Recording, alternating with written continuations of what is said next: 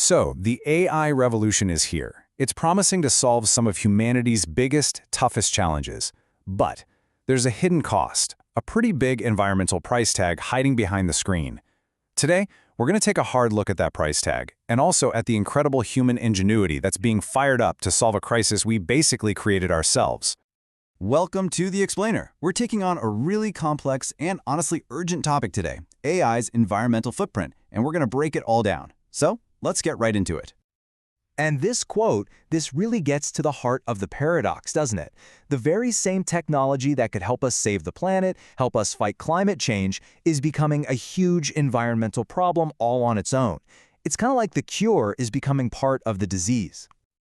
Yeah, it's a real double-edged sword. On one side, you have AI making everything more efficient, from our power grids to global supply chains. But on the other side, its crazy explosive growth means it has this voracious appetite for energy, water, and critical materials. The way things are going right now, it's just not sustainable. Okay, so you might be wondering, how does something that feels so digital, so intangible, have such a massive physical footprint? Well, to get that, you've got to look under the hood at its physical components.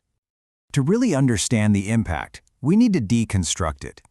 And experts do this using a framework they call the AI value chain. It's basically made up of 4 key parts. And, you guess it, each one comes with its own environmental bill. Just think of this value chain as the complete life story of an AI service, right? From the tiny piece of silicon it's born on, all the way to the moment you type a question into a chat box. Understanding this is absolutely key to figuring out where the problems are and, more importantly, where the solutions are too. So first up, you've got the compute layer. We're talking about the specialized chips, the GPUs and TPUs, that are literally the brains of the whole operation. Just making these things requires immense amounts of energy, water, and some pretty rare materials. Next, all that powerful hardware needs a home, and that's the IT infrastructure. We're talking about these massive data centers. They're basically the giant physical factories of our digital world. They need a constant, huge supply of power for the servers and just unbelievable amounts of water to keep everything cool. Then, of course, you have the algorithms and the data. You know, how elegant the code is and the sheer volume of data a model is trained on, that directly impacts how much energy it's going to guzzle. The bottom line is, smarter code means a smaller environmental footprint. And finally, there's us, the end users. This is the interaction and use phase. Every single time we ask an AI a question, or generate an image, or use any kind of AI-powered service, we are kicking this entire chain into gear. In fact, a huge portion of an AI system's total energy use happens right here, during what's called the inference stage. Okay, so that's the framework. That's how it all happens. But what's the actual scale of the problem we're facing? Let's dive into some of the data because it is pretty alarming, and it shows why the path we're on is basically a dead end. Just take the UK, for example. The head of their national grid has warned that the electricity demand from data centers could jump 6 times over in the next decade alone. A 6-fold increase.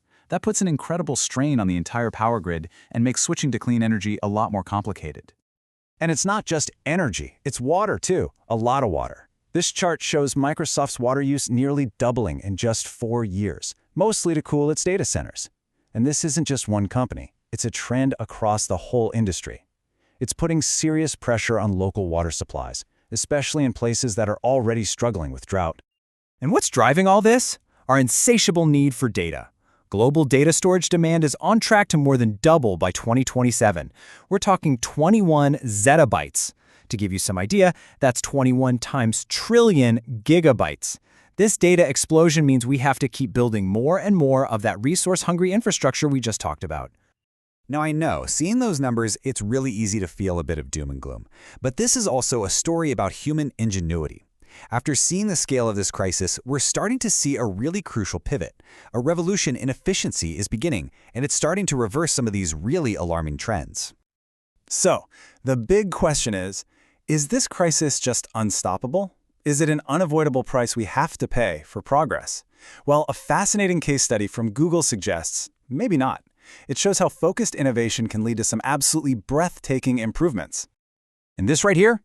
This is the proof. This is the evidence that this problem is solvable. Just look at the scale of this improvement. In a real-world system, the carbon footprint for a single prompt for Google's Gemini Assistant dropped by a factor of 44 in 1 year. This proves that this negative trend isn't just unsustainable, it's reversible. So how in the world did they do it?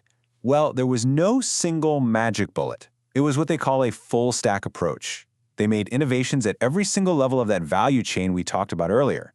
Smarter models, more efficient code, custom-built hardware, better data centers, and of course, buying clean energy. It all had to work together.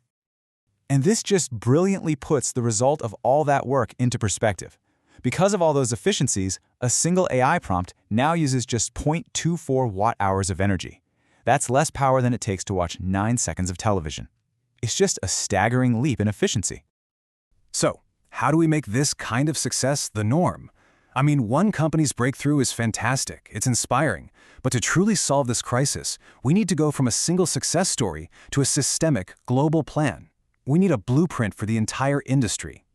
And experts are already calling for a global blueprint with 5 foundational steps. This means making companies report their true environmental impact, setting strict efficiency standards for any new data centers, being way smarter about what data we even bother to collect and store, and having governments lead the way by investing in green AI research. So here's the key takeaway. The crisis is very real, but so is the solution. The path to a truly sustainable AI future, it's being built as we speak. And it's this powerful combination of brilliant engineering on one side and smart, forward-thinking policy on the other. Look, AI is not going away. It's only going to become more and more a part of our lives. The technology itself is neutral. So the crucial question that we all have to face now is this: what kind of future are we going to choose to build with it? A sustainable one, or one that costs us the planet? If you found this deep dive valuable, go ahead and subscribe for more explainers on the topics that really matter.